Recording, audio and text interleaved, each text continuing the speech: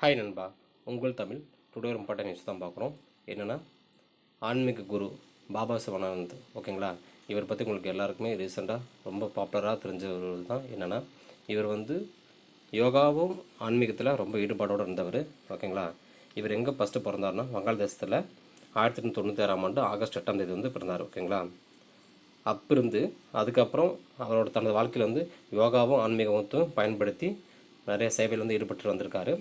இவரோட சேவையை பாராட்டி மத்திய அரசு 2022 பத்மஸ்ரீ விருது கொடுத்துருக்காங்க. ரொம்ப முக்கியமானது. ஏன்னா இப்போ ரீசெண்டாக நிறைய பேர் முக்கியமான தலைவர்கள் நிறைய பேர் இறந்துருக்காங்க. அவங்க எல்லாரும் பத்மஸ்ரீ பத்மபூஷன் விருது வாங்கியிருக்காங்க. இவர் பத்மஸ்ரீ விருது வாங்கியிருக்காங்க 2022. அதை மறந்துடக்கூடாது. ஏன்னா கண்டிப்பாக இன்வெஸ்ட் கேட்டுருவாங்க. இவருக்கு இப்போ 128 வயசில் இறந்துருக்காரு. ஓகேங்களா, சனிக்கிழமை தான் இறந்துருக்காரு. உத்தரப்பிரதேசத்தில் இறந்துட்டார். இவரை பற்றி அந்த பத்மஸ்ரீ விருது வாங்கினதுக்கப்புறம் நிறைய பாப்புலர் ஆகிட்டார். அதுக்கப்புறம் நிறைய பேருக்கு மக்களுக்கு தெரிஞ்சு மக்கள்கிட்ட நிறைய பேர் இவங்க மாதிரி யோகாவோ ஆன்மீகம் தெரிஞ்சுக்கணும் கற்றுக்கணுன்ட்டு இவர் பார்த்து ஆர்வமாக நிறைய பேர் வந்திருக்காங்க.